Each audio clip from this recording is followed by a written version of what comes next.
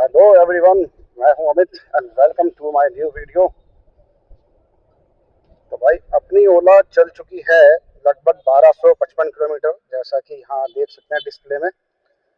और आज हम करने वाले हैं इसका रिव्यू 1000 किलोमीटर का। तो वीडियो में मैं आपको बताऊंगा कि कितना मुझको अच्छा एक्सपीरियंस लगा इसका या कितना बेकार लगा, क्या क्या चीज़ें इसके अंदर अच्छी लगी मुझे और क्या क्या बेकार लगी।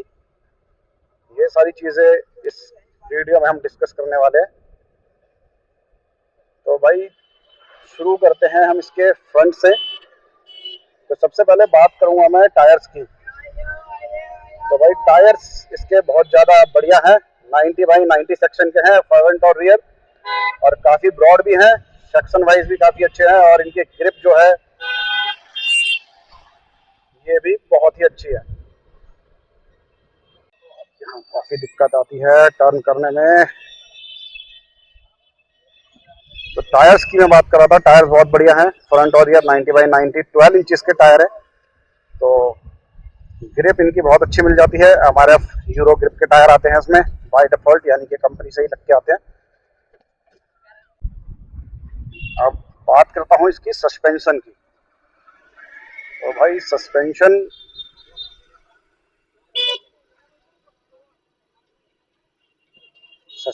की बात की जाए तो सस्पेंशन भी इसके बहुत अच्छे हैं, काफ़ी कंफर्टेबल है। मैं ऐसा नहीं कहूँगा कि बहुत ज़्यादा सॉफ्ट है या बहुत ज़्यादा हार्डर साइड पे है, एक मिडल में आप कह सकते हैं, मिडल में है इसके सस्पेंशन, चाहे फ्रंट की बात हो या रियर की। और दोनों ही साइड में हमें डुअल शॉक अब्जॉर्वर मिल जाते हैं। फ्रंट में टेलीस्कोपिक है और रियर में भी डुअल शॉक अब्जॉर्वर है, तो ये भी काफ़ी अच्छे है। फिलहाल तो मुझे लगता नहीं है कि इसमें किसी तरह की इंप्रूवमेंट होनी चाहिए, लेकिन अच्छे हैं, ठीक ठाक हैं। अब इसके डिस्प्ले की बात करें तो डिस्प्ले में आपको लगभग सभी जानकारी मिल जाती है, जैसे कि बैटरी लो इंडिकेटर है, कितनी रेंज आपकी बची है, बैटरी परसेंटेज कितना बचा है, ये सारा इसके अंदर आपको मिल जाता है। कौन से मोड में चल रही है ये इसके अंदर शो हो जाता है। ट्रिप आपकी कितनी है और कितने किलोमीटर है, ऊपर ऑडोमीटर है, ब्लूटूथ से कनेक्टेड है या नहीं है, ये सारी डिटेल भी इसके अंदर आपको मिल जाती है। इस डिस्प्ले में मुझे बस एक ही चीज़ बेकार लगी, वो ये है कि जब भी आप इसे लॉक करते हैं, चाहे आपने 100 मीटर चलाई हो चाहे 200 मीटर चलाई हो, इसकी जो ट्रिप मीटर है ना वो जीरो हो जाता है। तो ये मुझे अच्छा नहीं लगा, मतलब कि आप ये नहीं देख सकते कि एक दिन में आपने कितनी स्कूटी अपनी चलाई है इसे। इसमें ये सबसे बड़ी मेरे को कमी लगी कि ये ऑटोमेटिक जीरो पे चली जाती है जैसे ही आप इसे लॉक करते हैं, चाहे आपने 100 मीटर चलाई हो चाहे आपने 50 मीटर ही क्यों ना चलाई हो। तो ये मुझे यार काफ़ी बेकार लगा, इसमें इम्प्रूवमेंट की ज़रूरत है। विजिबिलिटी देख सकते हैं आप, शाम के टाइम पे अभी लगभग 6:30 के आसपास का टाइम होने वाला है, तो विजिबिलिटी इसकी काफ़ी अच्छी है। चाहे दिन में अगर आप धूप में देखेंगे तो भी आपको नॉर्मली सब कुछ सही से दिख जाता है। अब इस पर मैंने ये टेम्पर्ड ग्लास लगा रखा है, जैसा कि आप देख सकते हैं साइड से थोड़ा सा ये बबल्स इसमें आ रहे हैं, तो इस वजह से इसे इग्नोर करना। बाकी ओरिजिनल डिस्प्ले जो इसके नीचे है वो बिल्कुल ठीक है, विजिबल है, तेज़ धूप में भी वो अच्छा खासा चमक जाता है, उसमें भी किसी तरह की कोई दिक्कत नहीं है। अब इसके बाद बात करते हैं इसके हैंडल की। तो यार हैंडलिंग बहुत अच्छी है, थोड़ा अपर साइड पे है इसका हैंडल बार, तो कोई ज़्यादा आपको दिक्कत नहीं होती है और काफ़ी अच्छी तरह से ये राइडिंग एक्सपीरियंस आपको दे देता है। और इसमें जो कंट्रोल्स लगे हुए हैं, लेफ्ट में आपको यहाँ एक बटन मिल जाता है, इसमें आपको रिवर्स भी कर सकते हैं, और इसी को अगर आप दबाते हैं और आप इसमें रिवर्स से वापस आ सकते हैं। और अगर आपको क्रूज कंट्रोल यूज़ करना है तो आप इसको एक बार दबा दीजिए, अगर आपकी स्पीड 20 से ऊपर है क्रूज कंट्रोल में चली जाती है। नीचे हॉर्न का बटन है, लेफ्ट राइट के इंडिकेटर्स हैं, लो बीम हाई बीम का बटन है, राइट साइड पे मोड चेंज करने का बटन है। इसके अलावा आप अपना मीडिया भी इससे कंट्रोल कर सकते हैं, फ़ोन का अगर गाने वाने सुनना है तो ये भी ठीक है, काफ़ी अच्छा है। आगे दो एप्टन में दो पॉकेट्स आपको मिल जाती हैं, जिसमें आप छोटी मोटी बोतल, वॉलेट या फिर अपना मोबाइल फ़ोन रख सकते हैं। फ्लोर बोर्ड इसका फ्लैट है, तो सबसे अच्छी चीज़ ये है कि आपकी पैरों को काफ़ी रिलैक्स मिलता है, किसी तरह का हम्प इसमें नहीं है, ये इंप्रूवमेंट कर दिया गया, ये मुझे काफ़ी अच्छा लगा।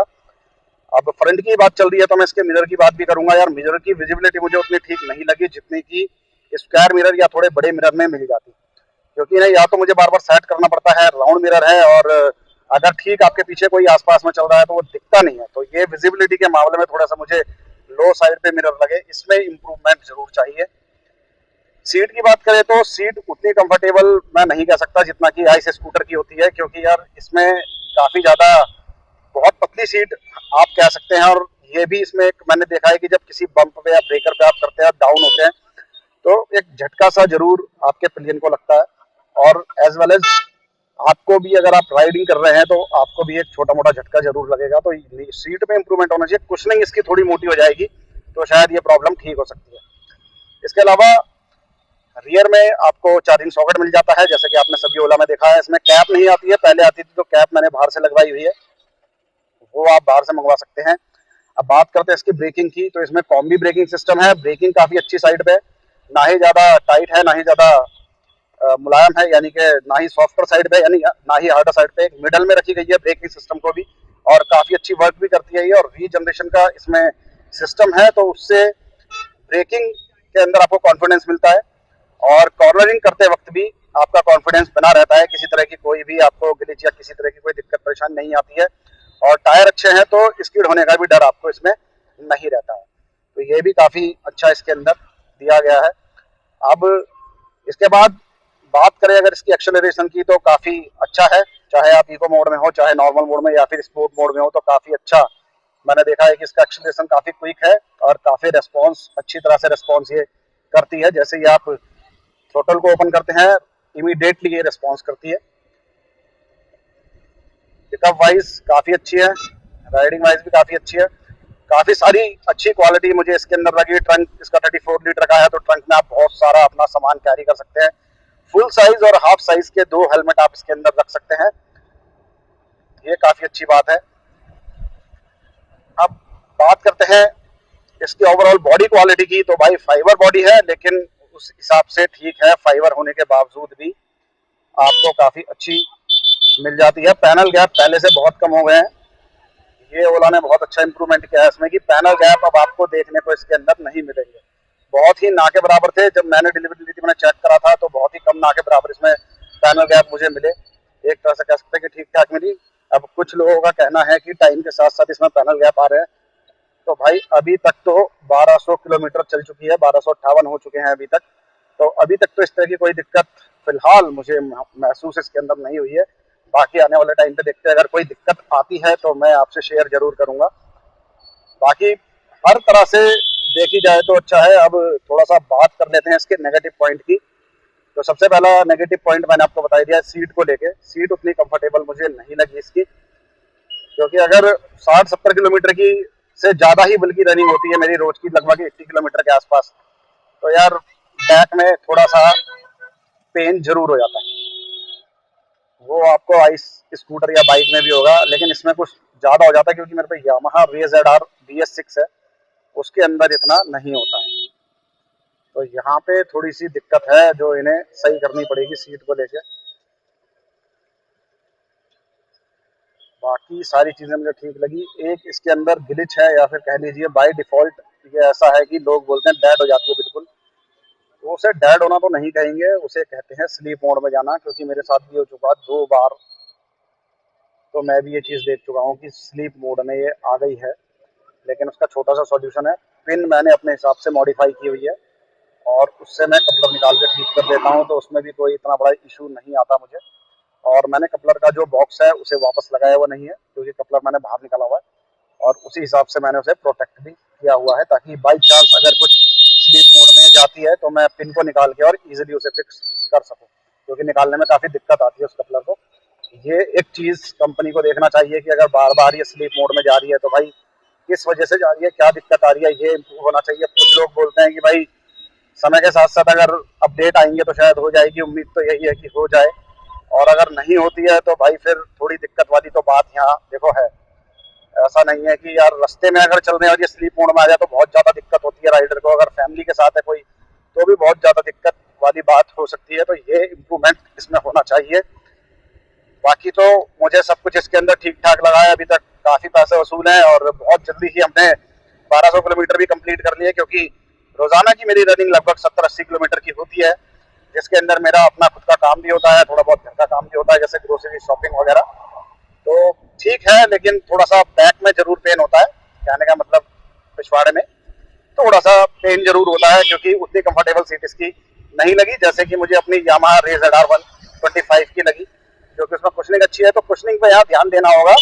अदरवाइज तो मतलब ठीक है, चौड़ी भी काफी है सीट, आराम से आप बैठ सकते हैं। लंबी भी ठीक ही मैं बहुत कहूंगा, क्योंकि दो अगर बंदे बैठते हैं 2 जन के लिए तो ठीक है। अगर कोई तीसरा आप बैठाते हैं तो फिर आपको थोड़ी दिक्कत हो सकती है, क्योंकि आपको बिल्कुल टॉप इस पे बिल्कुल नोच पे बैठना पड़ेगा इसकी, तो वहाँ थोड़ी सी दिक्कत वाली बात है। ओवरऑल अगर मैं अभी तक का एक्सपीरियंस बताऊं तो मुझे ठीक लगा है, कोई इशू नहीं आया है। सिर्फ 2 बार स्लीप मोड में ये जरूर गई है, और दोनों बार मुझे पता था तो मैंने इजीली इसे ठीक कर लिया, रिबूट कर दिया। बाकी एक दिक्कत ये भी है कि कभी कभी ना ये ब्लूटूथ से भी डिस्कनेक्ट हो जाती है, तो उसके लिए फिर आपको रिबूट करना पड़ता है, तब ये वापस ब्लूटूथ से अटैच होती है। तो ये भी मुझे लगता है नॉर्मल प्रॉब्लम है, क्योंकि डिजिटली है, अगर छूट जाती है तो कोई इतना बड़ा इशू मुझे लगता नहीं है कि इसके अंदर है। एक और ग्लिच की बात करें तो सबसे बड़ी बात तो यह है कि इसके अंदर टर्न बाय टर्न नेविगेशन है, फुल नेविगेशन आपको नहीं मिलता है। तो टर्न बाय टर्न नेविगेशन मैंने देखा उतना अच्छा नहीं है, क्योंकि अगर आप ओला का ऐप यूज करोगे ना, ओला का मैप यूज करोगे, ओला की ऐप में जाके, तो भाई कुछ लोकेशन तो ऐसी है वो दिखाएगा ही नहीं। अगर आप गूगल पे डालोगे तो वो एक बार में दिखा देगा कि ये लोकेशन आपकी यहाँ है, और बिल्कुल एग्जैक्ट दिखाता है आसपास का। लेकिन ओला में ये दिक्कत है, अगर मुझे सर्च करना है नोएडा सेक्टर 3, तो वो 3 के आसपास का दिखाएगा लोकेशन में, एग्जैक्ट वो एड्रेस नहीं दिखाएगा जहां मुझे जाना है। जैसे कि अगर मान लीजिए गूगल में मैंने डाला A block XYZ plot number and sector 3 Noida, तो गूगल मुझे एग्जैक्ट थोड़ी आसपास की लोकेशन जरूर ले जाता है, या फिर एग्जैक्ट कई बार देखा गया है कि उस लोकेशन पे ले जाता है। लेकिन ओला का जो मैप है वो भाई लेता ही नहीं है एग्जैक्ट लोकेशन, वो अपनी मर्जी से आपको सेक्टर 8, सेक्टर 31, सेक्टर 36 वो चीज नहीं दिखाएगा जहां एक्चुअल में आपको जाना है। तो ये भी बहुत बड़ी एक दिक्कत है, इसमें भी इम्प्रूवमेंट होनी चाहिए ओला के मैप में भी, ताकि लोगों को कोई दिक्कत ना हो।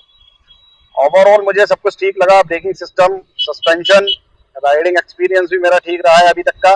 बाकी अगर कोई इशू आता है तो मैं आपको आगे से भी बता दूंगा, कोई दिक्कत वाली बात नहीं है। कलर को लेके भी कोई इसमें मेरे को दिक्कत नहीं आई है, राइडिंग को लेके भी नहीं आई है, ब्रेकिंग वाइज भी अभी तक तो नहीं आई है। सिर्फ यही इशू आए थे कि एक बार ये डिस्कनेक्ट हो गई थी ब्लूटूथ से, और 2 बार ये स्लीप मोड में जा चुकी है, तो इजीली मैंने उसे फिक्स कर दिया है, कोई ज्यादा दिक्कत मुझे नहीं उठानी पड़ी उसके अंदर। तो दोस्तों बस यही है अभी तक का मेरा एक्सपीरियंस। काफी फ्यूल मैं बचा रहा हूँ वैसे देखा जाए तो, क्योंकि यामाहा की जो एवरेज थी वो लगभग 40 से 45 के बीच में थी। कहने का मतलब है कि रोजाना 200 रुपए का पेट्रोल मैं फूंक देता था अपने काम में, तो वो तो सेविंग है ही। बाकी ठीक है, अभी क्या है कि मैं यामाहा को बहुत ही कम निकाल रहा हूँ, तो ये पूरी तरह से डिपेंड हूँ मैं, फिलहाल कह सकते हैं ऐसा कि अभी तक तो मैं पूरी तरह से इसके ऊपर डिपेंड हूँ। और निराश तो मुझे नहीं किया है खैर, क्योंकि रास्ते में तो कहीं भी ये स्लीप मोड में नहीं गई है। हाँ ये है कि घर पे खड़े खड़े ही स्लीप मोड में 2 बार ये गई है, तो ये भी बहुत अच्छी बात थी कि रास्ते में कहीं नहीं हुई। अदरवाइज तो मुझे थोड़ी दिक्कत का सामना करना पड़ सकता था इसके बूट को खोलने में, क्योंकि घर पे खड़ी हुई तो यार टूल थे मेरे पास, पेचकस, प्लास वगैरह, तो मैंने इसकी पिन को निकाल के उसे फिक्स कर दिया। तो अगर आप लेना चाहते हैं तो ठीक है, मैं ये नहीं कहूंगा कि एकदम आप ले लो, आप एयर के साथ भी जा सकते हैं, या फिर अब लॉन्च हो गई है S1X जिसमें 3 मॉडल है, 2 किलोवाट, 3 किलोवाट, 4 किलोवाट, उसके साथ भी आप जा सकते हैं, क्योंकि उसमें फिजिकल की आपको मिल जाती है, तो ये टेंशन नहीं आएगी कि स्लीप मोड में आपकी स्कूटी जा रही है, क्योंकि ये पूरी तरह से डिजिटल है, तो इस वजह से इसमें दिक्कत जरूर आपको उठानी पड़ सकती है। लेकिन अगर आप S1X के साथ जाते हैं, तीनों में से कोई भी मॉडल लेते हैं, तो तीनों में आपको फिजिकल की मिल जाती है, तो वहां थोड़ा बेटर आप फील करेंगे कि अगर आप रास्ते में भी कहीं जा रहे हैं, लॉन्ग लॉन्ग रूट पे निकल रहे हैं, तो भी चाबी से आपको ट्रंक खुलेगा, चाबी से ही लॉक अनलॉक होगी, तो आपको एक कॉन्फिडेंस बना रहेगा कि हाँ आप पूरी तरीके से इस पर डिपेंड हो सकते हैं। बाकी लुक वाइज भी मैं बात करूँ तो मुझे ठीक लगी, काफी यूनिक अलग सा डिजाइन लगता है, थोड़ा सा ट्रेडिशनल एक रेगुलर डिजाइन में ये नहीं आती है। डिजाइन वाइज भी मैं कहूँगा काफी सेटिस्फेक्शन है। और इस वाले मॉडल के बारे में भी यार रोड प्रेजेंस काफी अच्छी है, कई बार लोग मुझसे पूछते हैं, कई बार ओला S1 Pro वाले भी पूछ लेते हैं, इसके अलावा एथर वाले भी पूछ लेते हैं, हीरो वीडा वाले भी पूछ लेते हैं। तो ओवरऑल एक्सपीरियंस की मैं बात करूँ तो अच्छा है। बस एक सबसे बड़ा जो ड्रॉबैक मुझे ओला के साथ लगा वो लगा इसका कस्टमर एक्सपीरियंस। भाई 24 की डेट थी, 24 मार्च की डिलीवरी की, 29 मार्च को मिली, कोई बात नहीं, उसे हम इग्नोर करते हैं, 4-5 दिन ऊपर चले जाते हैं। अब हेलमेट मुझे उस दिन नहीं मिला जिस दिन डिलीवरी मिली।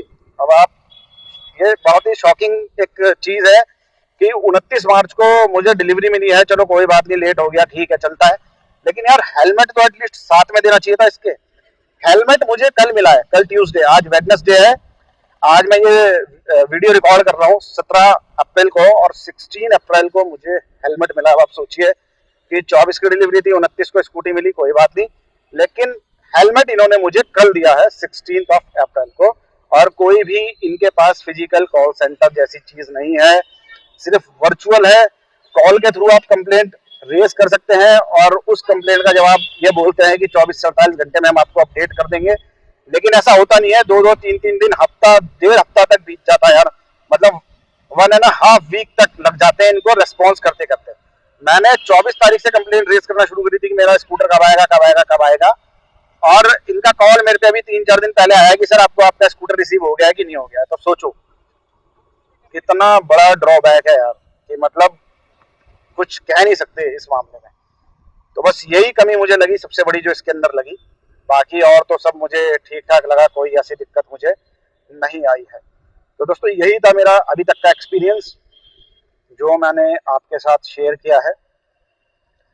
ज़्यादा दिक्कत तो अभी मुझे नहीं आई है, तो अभी रिव्यू में इसका टाइम टू टाइम करता रहूँगा, क्योंकि अभी जो हमने रिव्यू किया है ये 1000 किलोमीटर का किया है। अभी और भी गाड़ी चलेगी, हो सकता है थोड़े इशू और निकल के आए मुझे। जैसे ही हम 2000 किलोमीटर 5000 किलोमीटर कंप्लीट करते हैं तो हो सकता है वहाँ हमें इशू आने लग जाए। तो अगर इशू कुछ आते हैं तो मैं आपको ज़रूर से बता दूंगा और अपडेट दे दूंगा अपनी वीडियो के थ्रू ही। तो दोस्तों फिलहाल के लिए इस वीडियो को हम यहीं तक रखते हैं। जो भी मेरा एक्सपीरियंस है, अच्छी चीज़ें बेकार चीज़ें, वो मैंने आपके साथ शेयर कर दी है। तो आप एक बार अगर लेने जा रहे हैं तो आप खुद फैसला करें, डिसीजन आपका अपना ही होगा, इसमें तो मैं कुछ नहीं कर सकता। खैर, तो अगर वीडियो अच्छी लगी हो तो दोस्तों लाइक करना, शेयर करना। अगर कुछ पूछना है तो आप मुझे कमेंट कर देना, जवाब आपको ज़रूर मिल जाएगा। इसके अलावा आप चैनल को सब्सक्राइब कर लेना ताकि आने वाले सभी अपडेट आपको मिल सके, क्योंकि ऑटोमोबाइल पे रिव्यूज़ और न्यूज़ और नए नए अपडेट मैं आपको देता रहता हूँ। तो चैनल को ज़रूर सब्सक्राइब कर लेना ताकि सभी अपडेट आपको मिलते रहें। तो चलिए दोस्तों, फिलहाल के लिए इतना ही। जल्दी ही करेंगे आपसे मुलाकात किसी और नई वीडियो के साथ। तब तक के लिए टेक केयर, बाय बाय।